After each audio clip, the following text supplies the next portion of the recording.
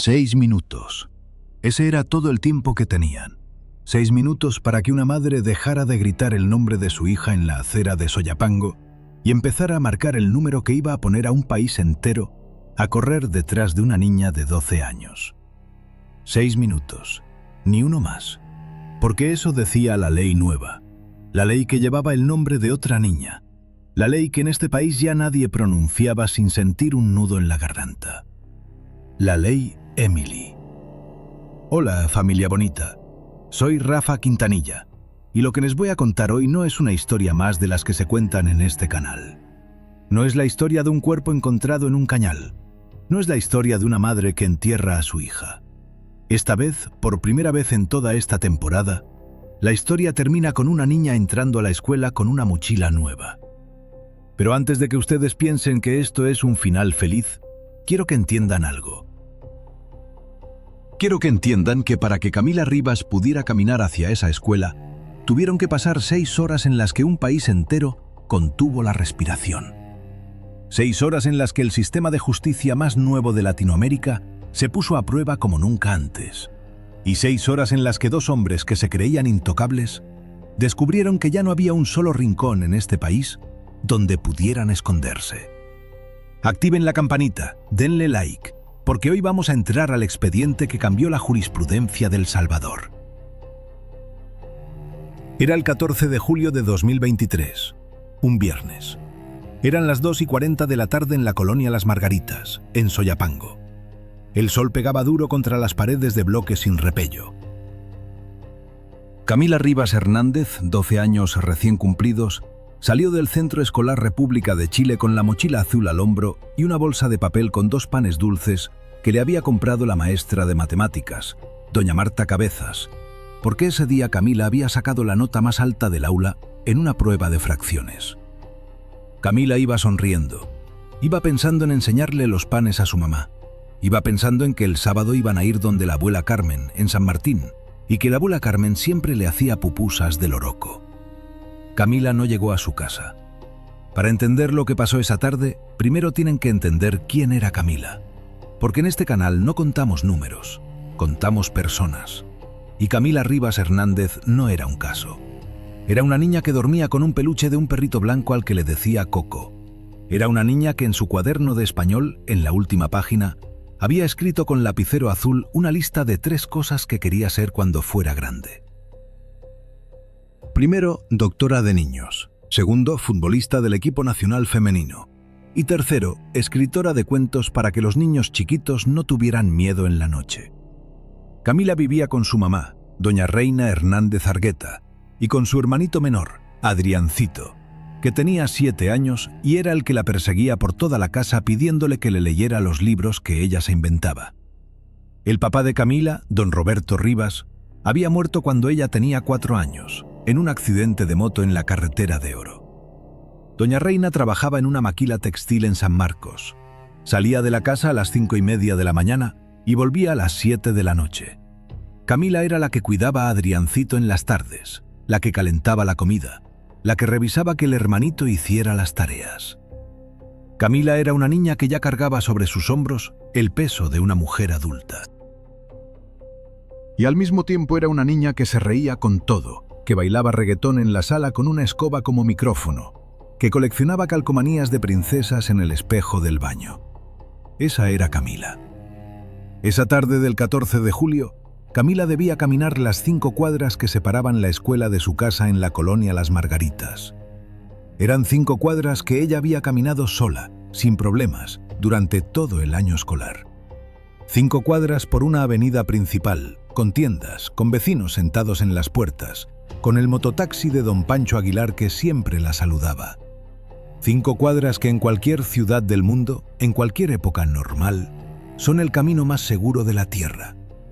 Pero esa tarde, en una de esas 5 cuadras, alguien estaba esperando a Camila Rivas. Y ese alguien sabía exactamente a qué hora salía la niña, qué uniforme usaba y por dónde iba a pasar. 4:10 de la tarde. Doña Reina Hernández salió de la maquila con permiso especial porque tenía que llevar a Adriancito al pediatra a las 5.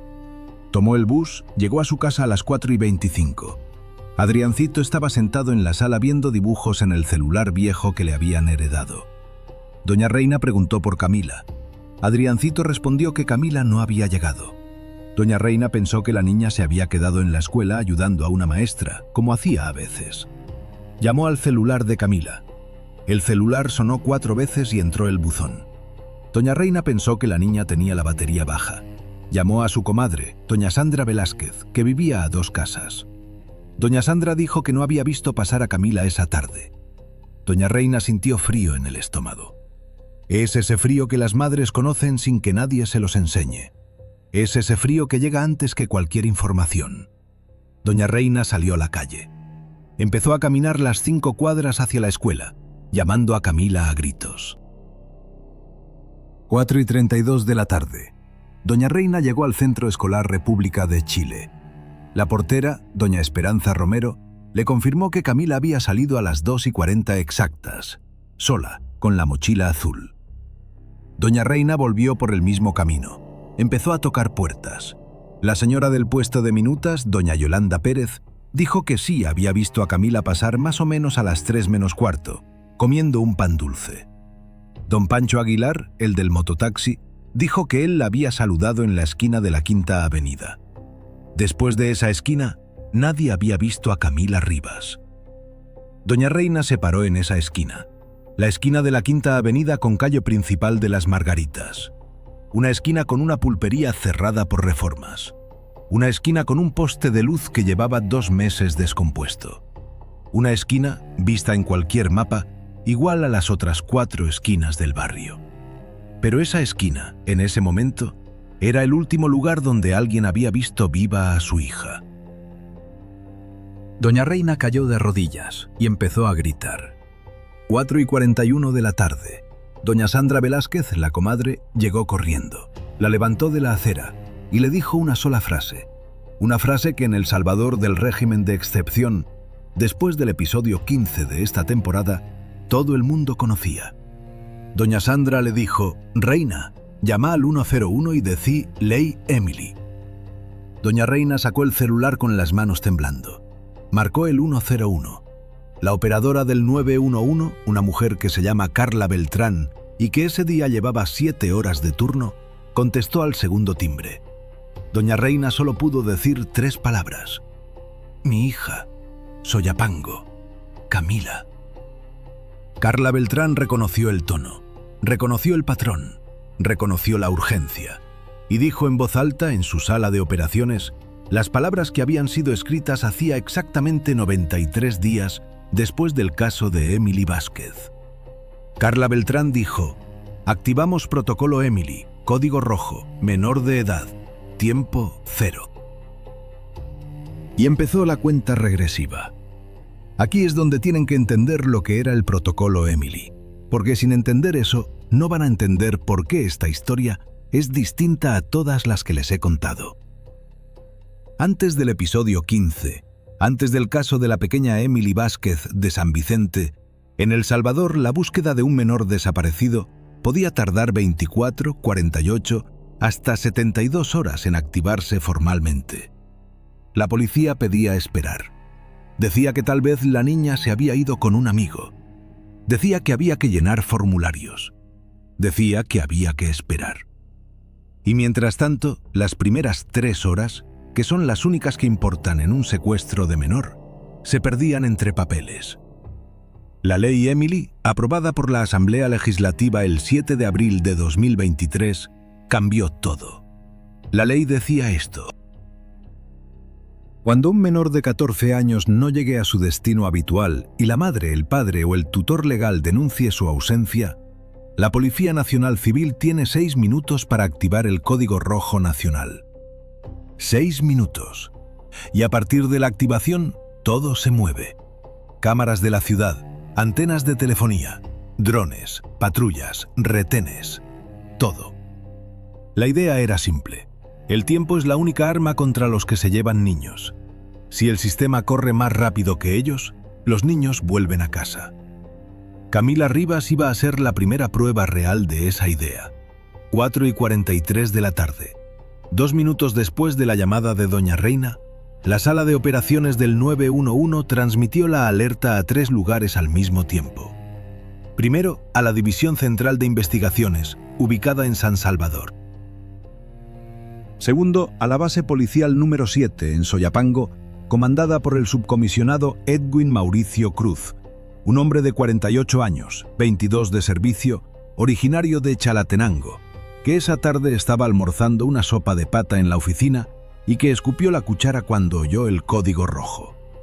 Tercero, al Centro de Monitoreo Urbano de Soyapango, donde una operadora llamada Glenda Marisol Romero, de 31 años, manejaba en ese momento 18 cámaras del cuadrante donde había desaparecido Camila. Glenda Romero recibió la coordenada exacta, la esquina de la Quinta Avenida con calle principal de Las Margaritas, y empezó a rebobinar las cámaras desde las 2:40 de la tarde. 4 cámaras, 4 ángulos distintos, 4 pantallas mostrando al mismo tiempo a una niña con uniforme blanco y celeste caminando hacia la esquina. Glenda Romero apretó el dedo contra el botón de zoom de la cámara 7. Y vio algo que la hizo apretar el intercomunicador con la mano izquierda mientras seguía con la derecha en el zoom. 4:47 de la tarde. Glenda Romero transmitió por radio. Dijo: «Tengo objetivo identificado en cámara 7, cuadrante D4, 2 hombres adultos, sospechosos, vehículo blanco». Lo que Glenda Romero estaba viendo era esto. Camila había llegado a la esquina de la Quinta Avenida a las 2:42. Estaba caminando con la mochila al hombro. En la cámara 7, que apuntaba al lado norte de la esquina, se veía un vehículo blanco, un microbús sin placas visibles, estacionado contra la pared de la pulpería cerrada. La puerta lateral del microbús estaba abierta. 2 hombres salieron, uno alto, otro bajo. Los 2 vestidos con jeans, camisetas blancas, gorras negras, y los 2 con tatuajes visibles en los brazos. Tatuajes que cualquier salvadoreño reconocería al instante. Letras góticas, números 13, símbolos de garras. La iconografía clásica de la Mara Salvatrucha. El hombre alto se acercó a Camila por detrás. La niña no lo vio venir. El hombre bajo abrió completamente la puerta del microbús. En 3 segundos, exactamente 3 segundos, según el contador de la cámara 7, Camila Rivas dejó de estar en la acera y empezó a estar dentro del microbús. La puerta se cerró. El microbús arrancó y se perdió en dirección norte, hacia la avenida que conecta Soyapango con Apopa. Pero aquí está el detalle que hizo que Glenda Romero se quedara mirando la pantalla con la boca abierta. El detalle que iba a romper toda la lógica de la investigación. Glenda Romero rebobinó la imagen, hizo zoom al brazo del hombre alto y vio algo raro. Los tatuajes no estaban bien. Las letras góticas tenían los bordes corridos. Los contornos no eran los de la tinta de pandilla. Eran demasiado oscuros, demasiado planos. Glenda Romero llevaba 10 años trabajando en monitoreo urbano. Había visto miles de tatuajes de pandilla en cámara, y lo que estaba viendo en ese microbús no era un tatuaje.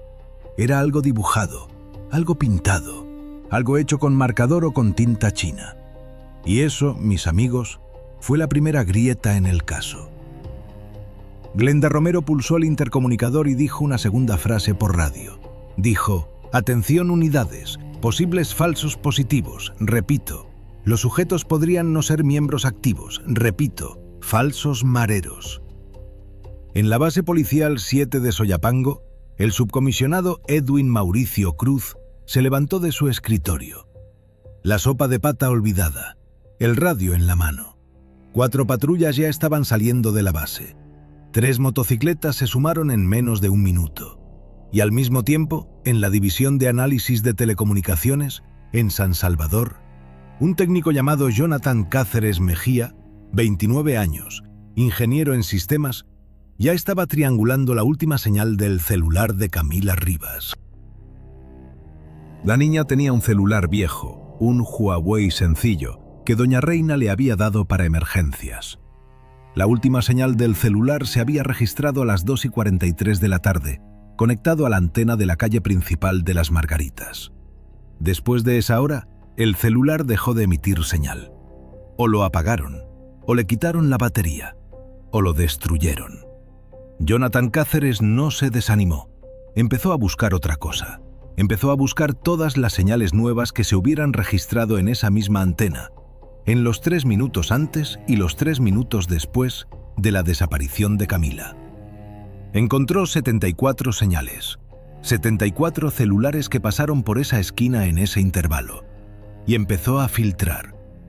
Mientras Jonathan Cáceres filtraba números, en Soyapango doña Reina seguía sentada en la acera.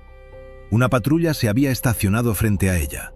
Una agente, la cabo Lorena Mártir Quintana, de 36 años, se sentó al lado de doña Reina sin decir nada. La cabo Mártir había hecho el curso de protocolo Emily un mes antes. Sabía que en estos primeros minutos la madre necesitaba 2 cosas: sentirse acompañada y entender que el sistema ya se había puesto en marcha. La cabo Mártir le pasó el brazo por la espalda a doña Reina y le dijo: «Doña, mi nombre es Lorena, y le voy a contar todo lo que está pasando, paso por paso, hasta que su hija aparezca». Doña Reina dejó de gritar. Empezó a llorar callada, y la cabo Mártir empezó a hablar. Le contó del código rojo, le contó de las cámaras, le contó de las patrullas que ya iban hacia Apopa, y le contó algo más. Le dijo: «Doña Reina, mire, yo necesito que usted me ayude. Necesito que usted respire profundo y que me cuente todo lo que recuerde de las personas que rodean a Camila. Primos, vecinos, amigos del colegio, todo.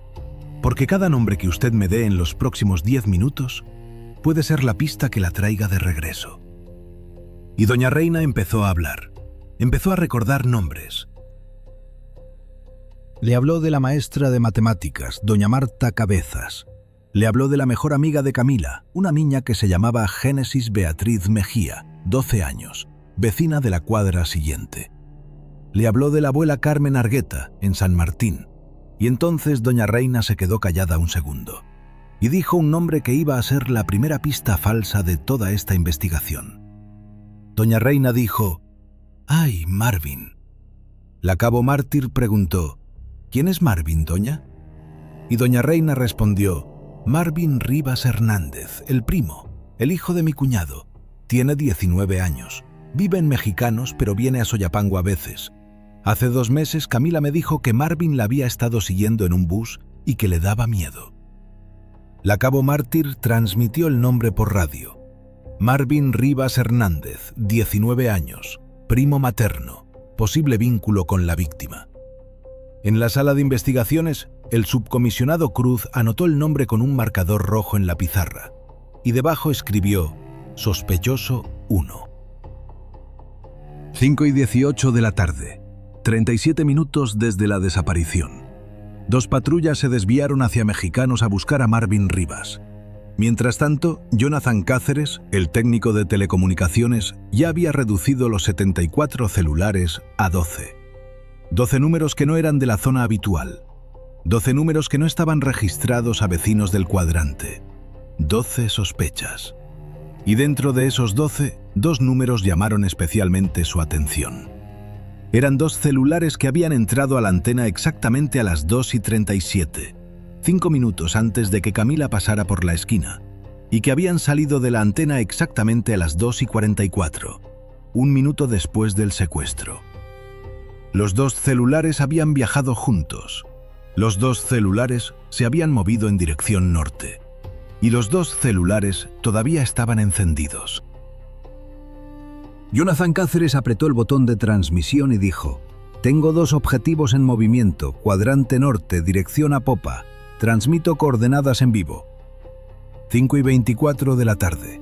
La cabo Mártir se quedó con doña Reina en la acera de las Margaritas. Llegó otra unidad, una psicóloga del Instituto de Medicina Legal, la licenciada Brenda Carolina Solórzano, de 40 años. La licenciada Solórzano se sentó al otro lado de doña Reina y empezó a hacerle preguntas distintas, preguntas más profundas, preguntas sobre la rutina de Camila, preguntas sobre si la niña había mencionado a alguien nuevo en el barrio, preguntas sobre si había recibido algún mensaje extraño. Doña Reina, todavía temblando, sacó el celular y empezó a buscar el chat de Camila con sus amigas. Y encontró algo. encontró un mensaje del día anterior, un mensaje que Camila le había mandado a su mejor amiga, Génesis Beatriz Mejía, a las 8:30 de la noche del 13 de julio. Un mensaje de voz de 14 segundos. Doña Reina puso el audio, y todos los que estaban alrededor escucharon la voz de Camila. Una voz alegre, una voz infantil, diciendo: «Gene amiga, mira, hoy en la tarde vi a 2 hombres rarísimos parados en la esquina de la Pulpe Cerrada. Me dieron miedo. Me quedaron viendo bien feo. Mi mamá dice que en este país ya no hay maras, pero esos 2 parecían maras. Los voy a evitar mañana, ya te cuento». Doña Reina se cubrió la boca. La cabo mártir transmitió de inmediato: «Repitan, la víctima reportó haber visto a 2 sujetos sospechosos en la misma esquina del secuestro 24 horas antes.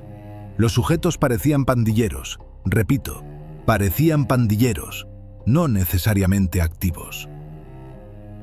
Y aquí, mis amigos, fue cuando todo el caso empezó a tomar una forma distinta. Porque si Camila los había visto el día anterior, eso quería decir que el secuestro no había sido al azar. Eso quería decir que había sido planeado, vigilado, estudiado. Eso quería decir que esos 2 hombres habían estado en esa esquina por lo menos 2 días seguidos esperando a la niña. Y eso en el contexto del Salvador post-régimen de excepción, donde casi todos los cabecillas de la MS-13 estaban encerrados en el CECOT, era una anomalía gigantesca. ¿Quiénes eran esos 2 hombres que se vestían como pandilleros, se tatuaban como pandilleros, pero no se movían como pandilleros activos? ¿Qué estaban tratando de hacer? 5:39 de la tarde. Las patrullas que iban hacia Apopa, siguiendo la señal de los 2 celulares que Jonathan Cáceres rastreaba en tiempo real, llegaron a un punto crítico. Los celulares se detuvieron. Se detuvieron en una zona rural a las afueras de Apopa, un caserío que se llama La Fuente, conocido por ser una zona que históricamente había estado dominada por una clica vieja de la MS-13 llamada los Sailors Locos Salvatrucha, una clica que había sido desmantelada casi por completo durante el primer año del régimen de excepción. Los Sailors Locos Salvatrucha. Anótense ese nombre porque va a ser clave. El subcomisionado Cruz pidió refuerzos. No quería entrar a La Fuente con 2 patrullas y arriesgarse a que si efectivamente había una casa de seguridad, los secuestradores se dieran cuenta y le hicieran daño a Camila. Pidió un equipo táctico de la Unidad de Mantenimiento del Orden y un equipo de negociación de crisis. La respuesta llegó en 6 minutos.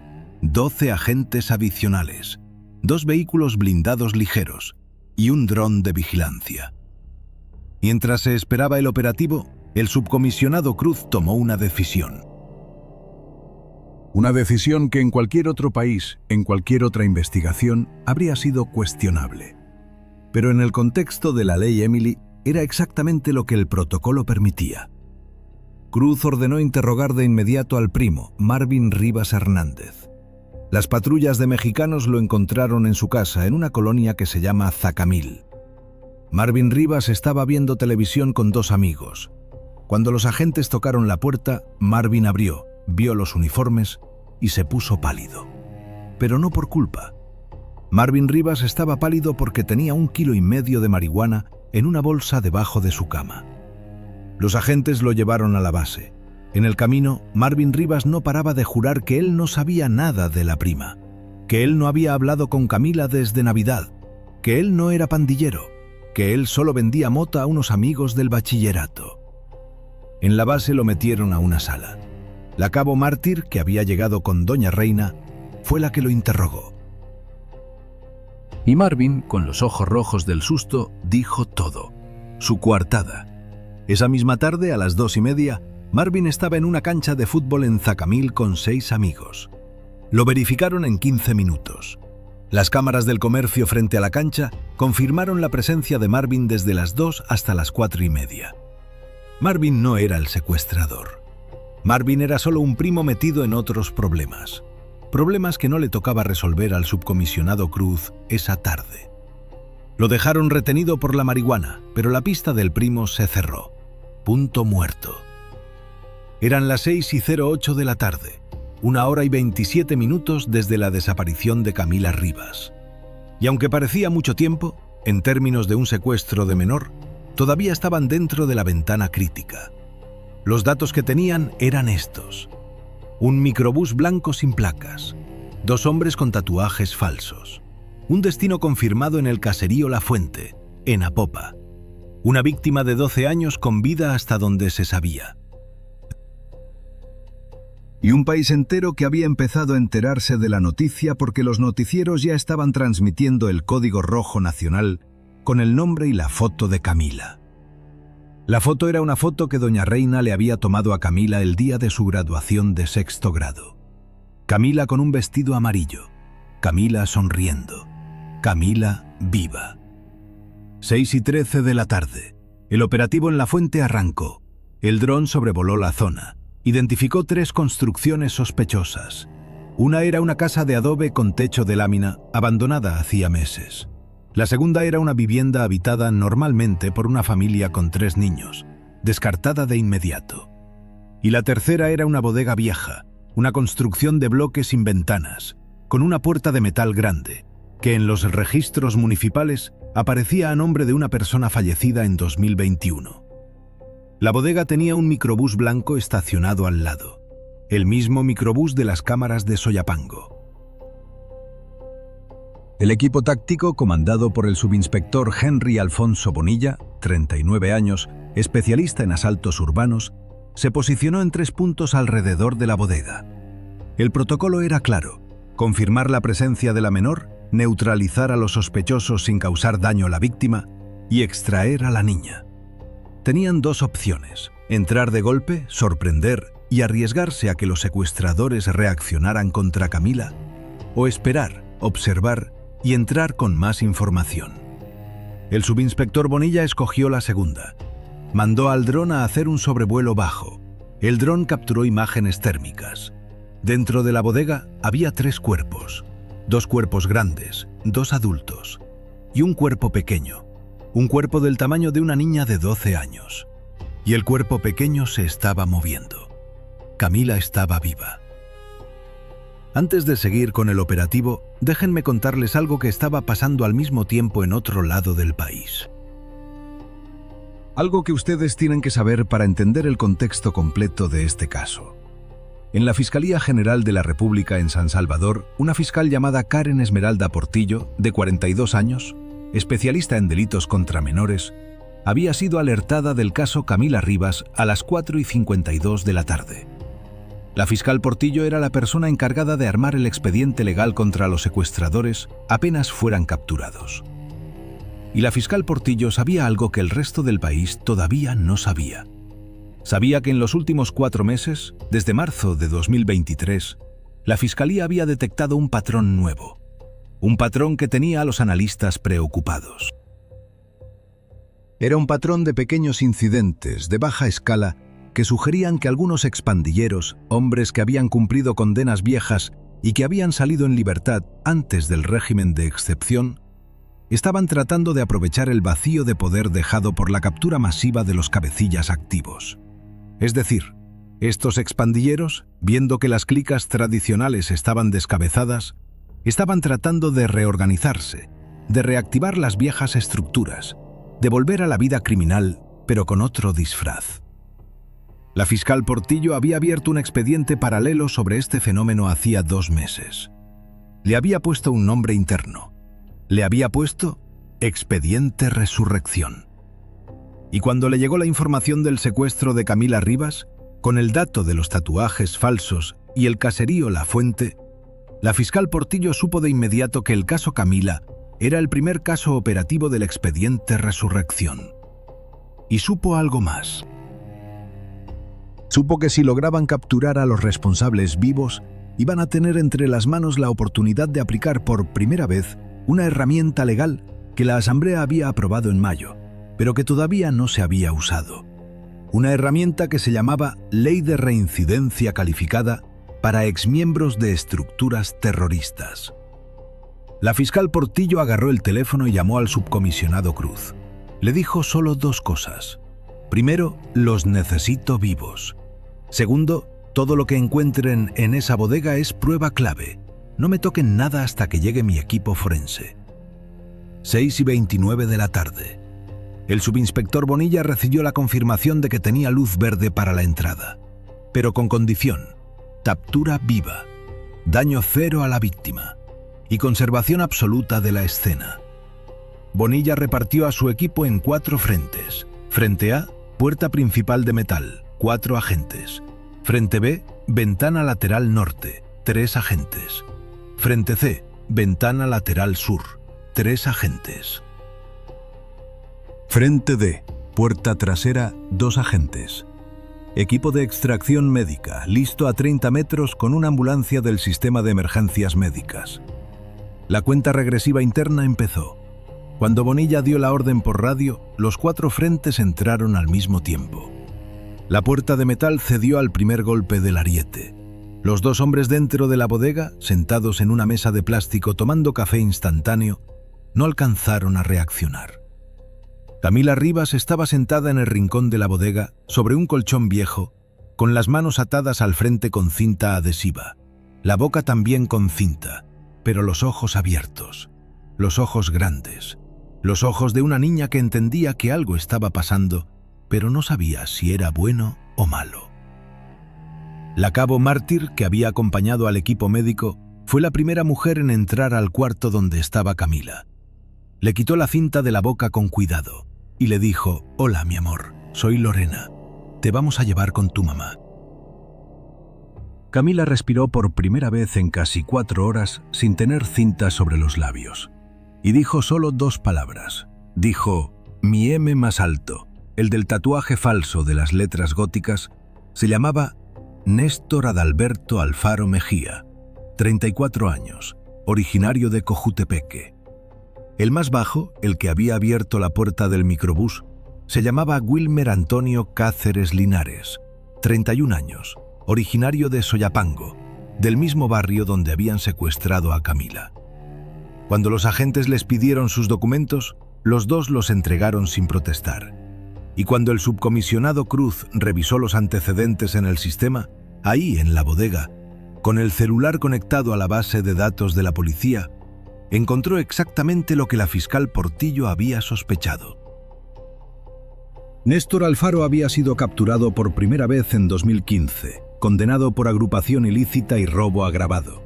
Había salido en libertad en 2021 por buena conducta, antes de que entrara en vigor el régimen de excepción en marzo de 2022. Wilmer Cáceres había sido capturado en 2016, condenado por extorsión y agrupación ilícita. Había salido en libertad en septiembre de 2021, también antes del régimen. Los 2 eran exmiembros activos de la clica Los Sailors Locos Salvatrucha, la clica que controlaba históricamente La Fuente, la clica que había sido desmantelada con la captura de sus líderes activos. Y los 2, según el sistema, no habían vuelto a ser detectados en actividades de pandilla desde su salida. Hasta esa tarde. 6:57 de la tarde. La ambulancia con Camila Rivas a bordo arrancó hacia el Hospital Nacional Rosales. La cabo Mártir iba con ella, sosteniéndole la mano. Camila había recuperado la conciencia a los 2 minutos del desmayo. Estaba lúcida, no tenía golpes visibles, no tenía heridas. Estaba deshidratada y en shock, pero estaba completa. La niña había sobrevivido 4 horas y 16 minutos en cautiverio. Y a las 7:42 de la tarde, exactamente 6 horas después de que doña Reina Hernández había caído de rodillas en la esquina de la Quinta Avenida, Camila Rivas fue entregada de regreso a su madre en la sala de emergencias del Hospital Rosales. Doña Reina la abrazó. Adriancito, el hermanito, le abrazó las piernas. Y la cabo Mártir, parada a 3 metros de la escena, lloró por primera vez en 4 años de carrera policial. Esa fue la primera victoria documentada de la ley Emily. La primera niña recuperada con vida bajo el protocolo de 6 minutos. La primera prueba real de que el sistema funcionaba. Pero la historia no terminaba ahí, porque ahora venía la parte más complicada de todas. La parte que iba a poner a prueba no a la policía, sino a los jueces. La parte donde 2 expandilleros, con condenas viejas ya cumplidas, Iban a entrar a un tribunal con la mejor estrategia legal que cualquiera de ellos podía haber soñado. Una estrategia tan simple, tan obvia, tan brutal, que durante las primeras 72 horas después de la captura, parecía que iba a funcionar. Vamos a la fase del expediente. Vamos a la fase donde la fiscal Karen Portillo iba a tener que reescribir sobre la marcha la jurisprudencia del Salvador. La noche del 14 de julio, después de que Camila Rivas durmió por primera vez en su cama con su mamá al lado y su hermanito en un colchón en el piso, los dos detenidos, Néstor Alfaro y Wilmer Cáceres, fueron trasladados al centro penal de Apopa para procesamiento inicial. La fiscal Portillo llegó al penal a las 11 de la noche. Se sentó en una sala de interrogatorio con cada uno por separado. Empezó con Néstor Alfaro. Néstor Alfaro era un hombre de estatura alta, delgado, con el pelo cortado a rape. Tenía ojos pequeños, una cicatriz en la mejilla derecha que parecía vieja y una manera de hablar lenta, calculada, como si estuviera leyendo un guión que se había aprendido. Cuando la fiscal Portillo entró, Néstor Alfaro la miró de arriba abajo y dijo: «Fiscal, yo le voy a hablar, pero quiero que sepa una cosa. Yo ya cumplí mi condena. Yo soy un ciudadano libre. Yo tengo derechos». La fiscal Portillo no respondió. Sacó un expediente, lo abrió y empezó a hacer preguntas. ¿Por qué estaba en esa bodega? Néstor respondió que había ido a visitar a un amigo. ¿Quién era ese amigo? Néstor respondió que era Wilmer Cáceres. ¿Y quién era la niña que estaba atada en el rincón? Néstor se quedó callado 3 segundos y respondió que él no había secuestrado a nadie, que la niña ya estaba ahí cuando él llegó, que él no sabía nada de eso. La fiscal Portillo deslizó sobre la mesa una hoja impresa. Era una captura de la cámara 7 de Soyapango. La imagen mostraba claramente a Néstor Adalberto Alfaro Mejía agarrando a Camila Rivas por detrás y metiéndola al microbús. Néstor Alfaro miró la imagen y se quedó callado el resto del interrogatorio. La fiscal Portillo pasó al siguiente cuarto. Wilmer Cáceres ya estaba sentado. Wilmer era distinto. Wilmer era nervioso. Wilmer movía los pies todo el tiempo. Wilmer tenía la mirada de un hombre que sabía que había hecho algo y que no había pensado en lo que iba a pasar después. La fiscal Portillo le hizo las mismas preguntas. Wilmer dio las mismas respuestas. Pero cuando la fiscal Portillo le mostró la imagen de la cámara, Wilmer hizo algo que Néstor no había hecho. Wilmer empezó a temblar. Y después de 3 minutos de silencio, Wilmer dijo: «Fiscal, yo no quería. Fiscal, fue idea de él. Fiscal, yo solo manejé el bus». La fiscal Portillo prendió la grabadora y Wilmer Cáceres habló durante 1 hora y 40 minutos. Lo que Wilmer Cáceres confesó esa noche fue lo siguiente. Néstor Alfaro y él se conocían desde 2014. Habían sido reclutados juntos en la clica Los Sailors Locos Salvatrucha, en la zona de La Fuente, Apopa. Habían cumplido condenas paralelas.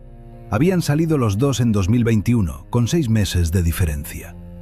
Cuando empezó el régimen de excepción en marzo de 2022, los dos se asustaron.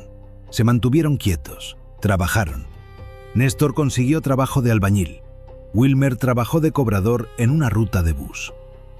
Pero en marzo de 2023, hacía 4 meses, Néstor llamó a Wilmer. Le dijo que se reunieran. Le contó una idea. La idea era esta. Casi todos los líderes activos de la MS-13 estaban encerrados en el CECOT. Las clicas viejas estaban descabezadas.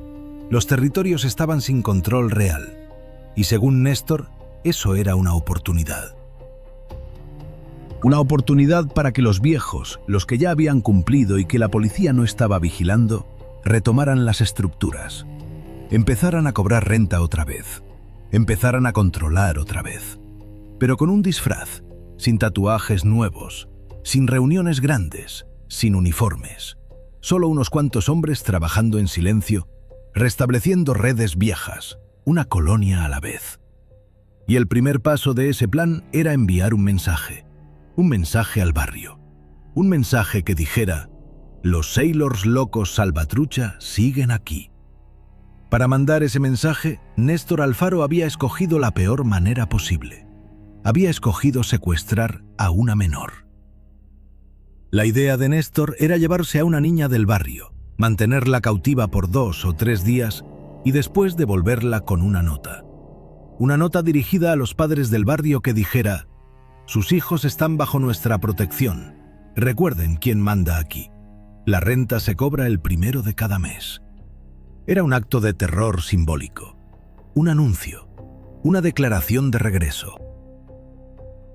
Y Camila Rivas había sido escogida porque era hija de una mujer sola, porque caminaba sola, porque vivía en una colonia que históricamente había pagado renta a los Sailors locos Salvatrucha hasta 2021. Wilmer Cáceres confesó que la planificación había durado 3 semanas, que habían vigilado a Camila durante 6 días, que habían comprado el microbús en un Yonker de Apopa por $1.800 en efectivo, que se habían pintado tatuajes con tinta china y marcador permanente esa misma mañana para reforzar el mensaje. Y confesó algo más, algo que la fiscal Portillo no esperaba. Confesó que nunca habían tenido la intención de matar a Camila. La idea siempre fue devolverla. Pero también confesó que si las cosas se complicaban, Néstor tenía un plan B. Y el plan B era matarla y dejar el cuerpo en un cañal con la nota encima. Wilmer dijo: «Fiscal, yo no quería. Yo le juro que yo no iba a permitir eso. Pero Néstor sí. Néstor sí lo iba a hacer». La fiscal Portillo terminó la grabación a las 1 de la madrugada. Salió del centro penal de Apopa. Llamó a su jefa, la fiscal coordinadora Mirna Beatriz Espinoza Romero, y le dijo: «Lo tenemos. Tenemos confesión grabada, tenemos pruebas físicas y tenemos el caso operativo perfecto para aplicar la ley de reincidencia calificada». La fiscal coordinadora respondió: «Ándate a dormir. Mañana arrancamos a las 6». Pero a la mañana siguiente las cosas no salieron como la fiscalía esperaba. A las 6 de la mañana del 15 de julio, los 2 detenidos amanecieron con un abogado defensor.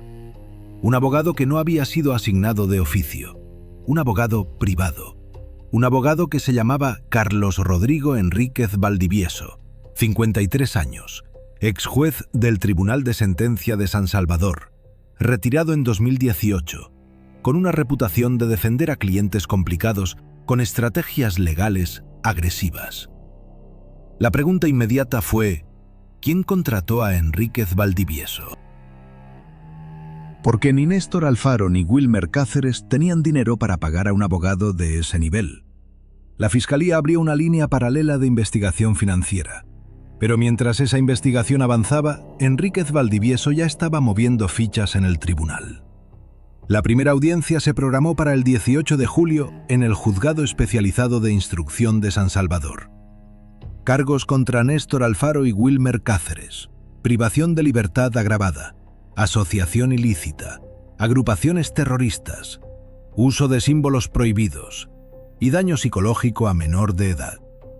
El 18 de julio el tribunal estaba lleno: periodistas, familiares de Camila, activistas y, por primera vez en años, miembros de la sociedad civil que vinieron a observar específicamente cómo el sistema iba a procesar este caso.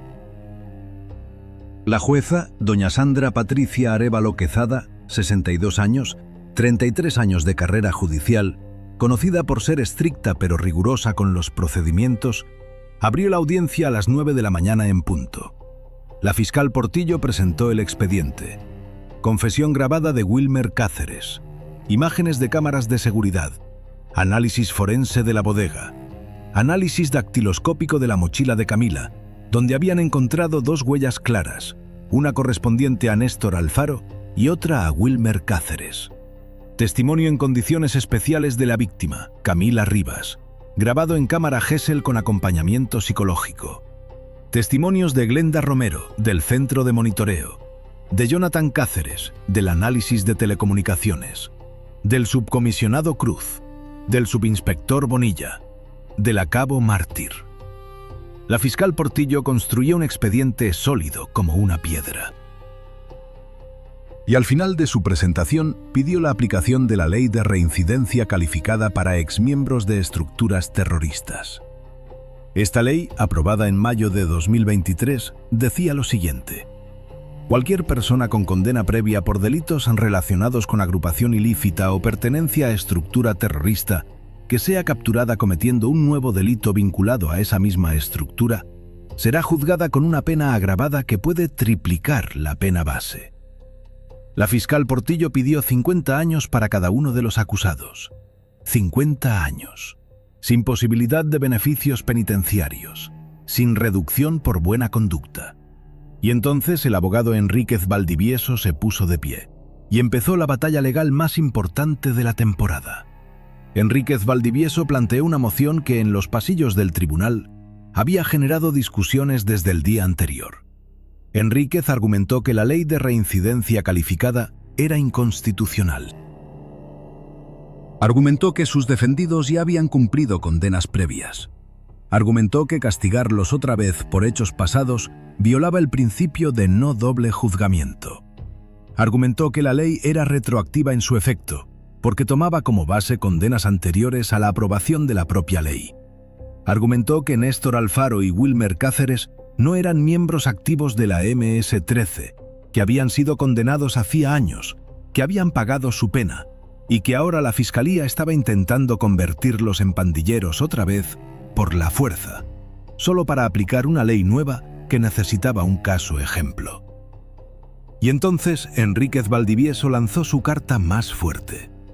Pidió que el tribunal admitiera la moción de inconstitucionalidad de la ley de reincidencia calificada y que, en consecuencia, los cargos contra sus defendidos se redujeran a privación de libertad agravada simple, con una pena máxima de 15 años.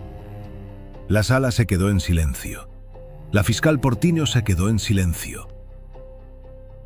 Y la jueza Arévalo Quezada miró el expediente, miró al abogado defensor, miró a la fiscal y dijo: «Voy a tomar 24 horas para resolver la moción de inconstitucionalidad». Esas 24 horas fueron las 24 horas más tensas en la Fiscalía de El Salvador en todo el año. Porque si la jueza Arévalo Quezada admitía la moción, no solo se iba a caer el caso contra Néstor Alfaro y Wilmer Cáceres, se iba a caer toda la ley de reincidencia calificada, y con ella se iba a caer la herramienta más poderosa que el Estado había construido para enfrentar el fenómeno del expediente Resurrección. Iba a caer la estrategia entera contra los expandilleros que estaban tratando de reactivar las clicas. La fiscal Portillo no durmió esa noche. Se quedó en la oficina, con 5 analistas más, construyendo un escrito de respuesta a la moción de Enríquez Valdivieso. Y al mismo tiempo, en otra oficina del mismo edificio, la investigación financiera paralela había encontrado algo. Habían encontrado quién había pagado los honorarios del abogado defensor. La transferencia se había hecho desde una cuenta a nombre de una empresa de servicios de seguridad privada llamada Vigilancia y Custodia Centroamericana, Sociedad Anónima. Esa empresa, registrada en 2022, tenía como representante legal a un hombre que estaba prófugo desde 2022, acusado de ser financista histórico de la MS-13. Un hombre llamado Óscar Humberto Mancía Aragón, alias El Profesor. Las redes del expediente Resurrección eran más profundas de lo que se pensaba. El 19 de julio a las 9 de la mañana, la jueza Arévalo Quezada volvió a la sala. Todos los presentes contuvieron la respiración. La jueza tomó el micrófono y leyó su resolución. La jueza resolvió lo siguiente. Primero, que la moción de inconstitucionalidad presentada por la defensa tenía elementos que merecían análisis serio. Segundo, que sin embargo, la ley de reincidencia calificada no violaba el principio de no doble juzgamiento, porque no estaba castigando los hechos pasados, sino que estaba usando esos hechos como elemento agravante de un delito nuevo, presente, distinto, cometido en un contexto operativo claramente vinculado a la estructura previa. Tercero, que el caso de Néstor Adalberto Alfaro Mejía y Wilmer Antonio Cáceres Linares cumplía con todos los requisitos previstos en la ley: pertenencia previa documentada a estructura terrorista, comisión de nuevo delito, vinculación operativa clara entre el delito nuevo y la estructura previa, demostrada tanto por los símbolos usados como por la confesión grabada del coacusado. Por lo tanto, la jueza Arévalo Quezada admitió como válida la imputación bajo la ley de reincidencia calificada. La moción de la defensa fue rechazada. Enríquez Valdivieso pidió la palabra. La jueza no se la concedió y dijo: el juicio oral queda fijado para el 14 de agosto. El 14 de agosto, 31 días después de la captura, el juicio oral arrancó. 3 días de audiencias, 12 testigos de cargo, 3 testigos de descargo y la presentación final de Camila Rivas en Cámara Gesell, donde la niña, con 12 años recién cumplidos, contó con sus propias palabras lo que había vivido el 14 de julio entre las 2:42 de la tarde y las 7:42 de la noche. Camila habló durante 17 minutos. No lloró. La niña, que había salido del Hospital Rosales un mes antes, había vuelto al colegio, había vuelto a sus amigas, había vuelto a su rutina. Y en la Cámara Gesell contó cómo 2 hombres se la habían llevado, cómo la habían atado, cómo la habían tenido 4 horas en una bodega y cómo en ningún momento le habían pegado, pero le habían dicho que si gritaba, la iban a matar. Camila terminó su declaración con una frase que se quedó en los registros del tribunal y que se citó después en discursos, en columnas de opinión, en clases de derecho. Camila dijo: yo solo quiero que estos señores no le hagan eso a otra niña, porque a mí me sacaron porque la policía llegó rápido, pero si no llegan rápido, yo no estaría aquí contándolo. El 17 de agosto, la jueza Arévalo Quezada leyó el veredicto final. Néstor Adalberto Alfaro Mejía, culpable de privación de libertad agravada con aplicación de la ley de reincidencia calificada, condenado a 50 años de prisión. Wilmer Antonio Cáceres Linares, culpable de los mismos cargos, con consideración de su confesión y colaboración, condenado a 45 años. 5 años menos por colaboración eficaz, pero los 45 restantes sin posibilidad de beneficios. Ambos fueron trasladados, esa misma tarde, al Centro de Confinamiento del Terrorismo, el CECOT. Era el segundo grupo de expandilleros del expediente Resurrección que ingresaba al CECOT bajo el nuevo régimen. No iba a ser el último. La fiscal Karen Portillo salió del tribunal el 17 de agosto a las 4 de la tarde. Cuando llegó a su carro, en el estacionamiento del Centro Judicial Isidro Menéndez, encontró a doña Reina Hernández esperándola. Doña Reina llevaba una bolsa con 2 panes dulces. Le dijo: fiscal, estos son los que Camila iba a llevarme el día que se la llevaron. Hoy los compré yo. Quería que usted los probara. La fiscal Portillo se sentó con doña Reina en la banqueta del estacionamiento y se comieron los 2 panes dulces. No hablaron mucho. Doña Reina dijo solo una cosa antes de irse. Dijo: fiscal, gracias por no olvidarse que ella tiene un nombre. Camila Rivas Hernández volvió al Centro Escolar República de Chile el 1 de agosto, exactamente 18 días después del secuestro. La maestra de matemáticas, doña Marta Cabezas, le había guardado el pupitre. Las compañeras le habían hecho una tarjeta gigante firmada por las 32 niñas del aula. Camila volvió a sacar la nota más alta de la prueba siguiente, y la abuela Carmen Argueta, en San Martín, le hizo pupusas de loroco el primer fin de semana después del veredicto. Camo, pasé. El protocolo Emily, después del caso Camila Rivas, se aplicó 47 veces en el resto del año 2023. De esas 47 activaciones, 42 terminaron con la víctima recuperada con vida en menos de 12 horas. 5 terminaron con la víctima recuperada con vida en menos de 24 horas. 0 casos con desenlace fatal. La ley Emily, que había nacido del dolor de otra niña, había aprendido a salvar. La ley de reincidencia calificada para exmiembros de estructuras terroristas, después del caso Camila Rivas, se aplicó 34 veces en los siguientes 9 meses. El expediente Resurrección, que la fiscal Portillo había abierto en mayo, fue ampliado oficialmente en septiembre y se convirtió en una unidad especial de la Fiscalía con 12 investigadores asignados. Para diciembre de 2023, 217 expandilleros que habían intentado reactivar clicas viejas estaban en el CECOT, con condenas que iban desde los 30 hasta los 60 años. El abogado Carlos Rodrigo Enríquez Valdivieso siguió ejerciendo. Pero la investigación financiera contra Vigilancia y Custodia Centroamericana Sociedad Anónima resultó en el congelamiento de las cuentas de la empresa en noviembre de 2023. Óscar Humberto Mancía Aragón, alias El Profesor, sigue prófugo hasta el día de hoy, pero ya no opera desde territorio salvadoreño. La última pista lo ubica en algún lugar de Guatemala. Glenda Marisol Romero, la operadora del Centro de Monitoreo Urbano que detectó los tatuajes falsos en la Cámara 7, fue condecorada en septiembre de 2023 con la Orden al Servicio Civil. Hoy es coordinadora del Centro de Monitoreo Urbano para toda el área metropolitana de San Salvador. Jonathan Cáceres Mejía, el técnico de telecomunicaciones, fue ascendido a jefe de la Unidad de Análisis Digital. La cabo Lorena Mártir Quintana fue ascendida a sargento y hoy es instructora del protocolo Emily para nuevas promociones de la Academia Nacional de Seguridad Pública. Doña Reina Hernández Argueta dejó la maquila de San Marcos en enero de 2024. Hoy trabaja en una organización de víctimas de violencia, donde acompaña a otras madres en los primeros momentos después de una desaparición.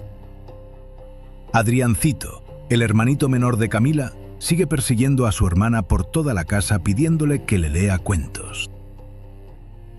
Y Camila Rivas Hernández, en mayo de 2024, terminó 7º grado con la nota más alta de toda la promoción del centro escolar República de Chile. La abuela Carmen Argueta hizo pupusas de loroco para todo el barrio. Yo, Rafa Quintanilla, fui invitado a esa fiesta de graduación. Llegué a la casa de Doña Reina con una grabadora vieja y un cuaderno. Quería entrevistar a Camila para este episodio. Me senté con ella en el corredor de la casa, frente a una mata de bugambilias. Camila tenía 13 años recién cumplidos, y me dijo algo que no esperaba.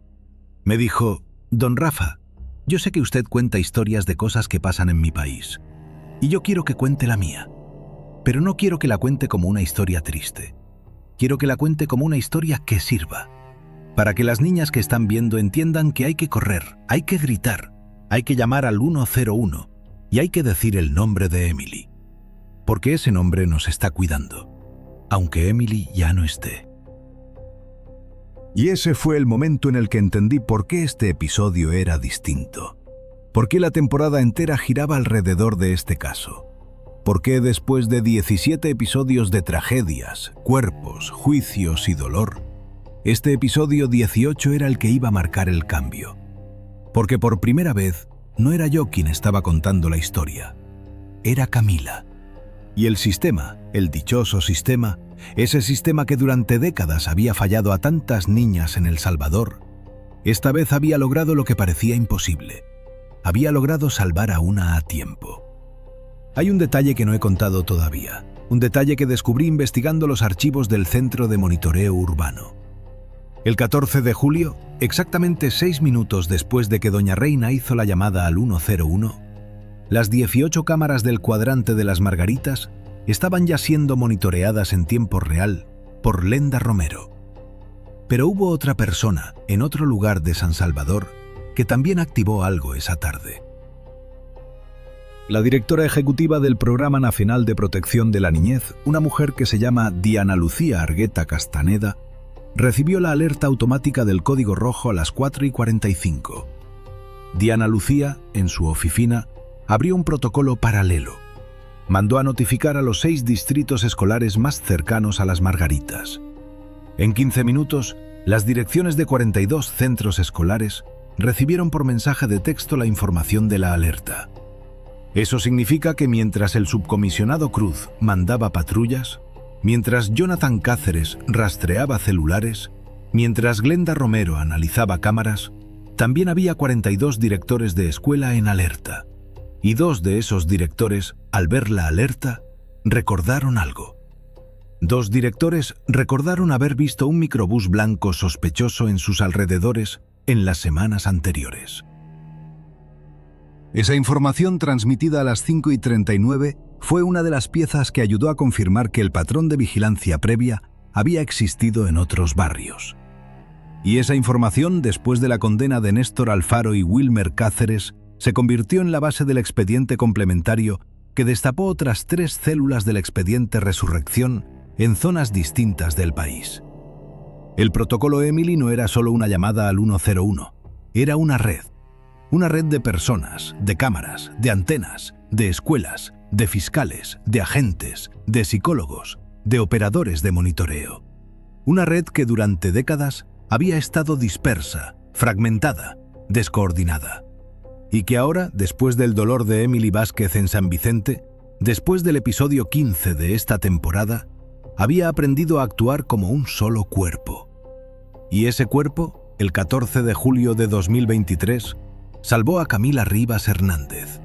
La salvó porque doña Reina llamó en 6 minutos. La salvó porque Carla Beltrán, la operadora del 911, reconoció el patrón. La salvó porque Glenda Romero detectó los tatuajes falsos en la cámara 7. La salvó porque Jonathan Cáceres rastreó 2 celulares en movimiento. La salvó porque la cabo Mártir se sentó en la acera con doña Reina y le pasó el brazo por la espalda. La salvó porque la fiscal Portillo había estado leyendo expedientes durante meses sobre un fenómeno que apenas se asomaba. La salvó porque el subinspector Bonilla escogió esperar al dron antes de entrar a la bodega. La salvó porque la jueza Arévalo Quezada se atrevió a sostener una ley nueva contra una moción agresiva. La salvó un país entero que aprendió, después de 20 años de violencia, que el tiempo es el aliado de los que se llevan a los niños y el enemigo de los que los buscan. Y que, por lo tanto, ganarle al tiempo era lo único que importaba. Pero, mis amigos, esta historia no termina así de bonita. No termina con un lazo y una sonrisa. Porque mientras Camila volvía a la escuela, mientras la abuela Carmen hacía pupusas, mientras doña Reina empezaba a trabajar acompañando a otras madres, en algún lugar del país había alguien que estaba leyendo el expediente Resurrección con mucha atención. Alguien que se llama Óscar Humberto Mancía Aragón, alias El Profesor. Y el profesor, desde Guatemala, según las últimas pistas de inteligencia salvadoreña, había empezado a operar diferente. No estaba mandando hombres a secuestrar niñas, estaba mandando dinero, mucho dinero. Estaba comprando empresas fachada, estaba pagando abogados, estaba intentando construir, ladrillo por ladrillo, una red financiera que sostuviera, desde fuera del país, la lenta resurrección de las clicas que el régimen de excepción había aplastado dentro del país. Esa red, en julio de 2023, todavía era frágil, pero estaba creciendo. Y la fiscal Portillo, en una reunión interna en septiembre del mismo año, advirtió a su equipo que la próxima fase de la guerra contra las pandillas en El Salvador no iba a ser una guerra de patrullas, iba a ser una guerra de bancos. Y esa, mis amigos, va a ser la historia del episodio 19. Porque 2 meses después de que Camila Rivas volvió al colegio, una transferencia internacional de $600.000 iba a llegar a una cuenta de una empresa salvadoreña con sede en Santa Tecla. Esa empresa, en el papel, vendía suministros médicos a clínicas privadas. En la realidad, era el primer eslabón de una red que iba a poner a temblar al sistema financiero del país. Y la fiscal Karen Portillo, junto con un equipo nuevo del Ministerio de Hacienda, iba a liderar esa investigación. Una investigación que iba a llevarse, otra vez, una vida humana antes de cerrar el caso. Pero eso ya es otra historia. Ese es el próximo capítulo. Por ahora, lo que importa es esto. El 14 de julio de 2023, en una esquina de Soyapango, una niña de 12 años fue secuestrada. Y 6 horas después, esa misma niña estaba abrazando a su mamá en la sala de emergencias del Hospital Rosales. 6 horas. En cualquier otro país, en cualquier otra época, esa niña habría aparecido 3 días después en un cañal. En cualquier otro Salvador, antes del 2022, esa niña habría sido un nombre más en una estadística. Pero ese 14 de julio, en este Salvador, en este país nuevo que estaba aprendiendo a defenderse, esa niña volvió a casa. Y esa, familia bonita, es la historia más importante que he contado en toda esta temporada. Quiero terminar este episodio con una imagen. Una imagen que vi con mis propios ojos cuando fui a Soyapango en mayo de 2024 a entrevistar a doña Reina y a Camila para este episodio. La imagen es esta. La esquina de la Quinta Avenida con calle principal de Las Margaritas, donde Camila había sido secuestrada, ya no era una esquina abandonada. La pulpería cerrada había sido reabierta por una cooperativa de mujeres de la colonia. El poste de luz descompuesto había sido reemplazado por una luminaria nueva, con panel solar. Y en la pared de la pulpería, los vecinos habían pintado un mural simple, hecho con pintura donada. El mural mostraba a una niña con una mochila azul caminando hacia el sol. Y debajo de la niña, pintadas con letras cuidadas, había 2 frases. La primera frase decía: «Aquí pasó algo malo». La segunda frase decía: «Y aquí ganamos». Esa esquina, mis amigos, es hoy una esquina ganada. Y esa victoria pequeña, esa victoria local, esa victoria de un solo barrio, es lo que la ley Emily significa para el país. Si llegaste hasta acá, hasta el final de este episodio, quiero pedirte una cosa. Quiero pedirte que pienses en una niña que conozcas. Una sobrina, una vecina, una hija, una nieta. Y quiero pedirte que aprendas el número del 101 y que aprendas las palabras Ley Emily. Porque el día que algo malo pase, esos 6 minutos van a ser la única cosa que importa. No el dinero, no los contactos, no el apellido. Solo 6 minutos y 2 palabras. Esa es la herencia que dejó Emily. Esa es la herencia que protegió a Camila. Y esa es la herencia que va a proteger mañana a otra niña que ahora mismo está caminando hacia su escuela con una mochila al hombro y una bolsa de pan dulce en la mano. Soy Rafa Quintanilla. Esto fue Archivos del CECOT. Episodio 18. La desaparición de Camila Rivas. Las 6 horas que salvaron una vida. La primera victoria que esta temporada se permite contar. Y por primera vez en esta temporada, la historia no termina con un funeral. Termina con un timbre de escuela. Nos vemos el próximo lunes. Cuídense. Cuiden a sus niñas. Y nunca, nunca dejen pasar más de 6 minutos.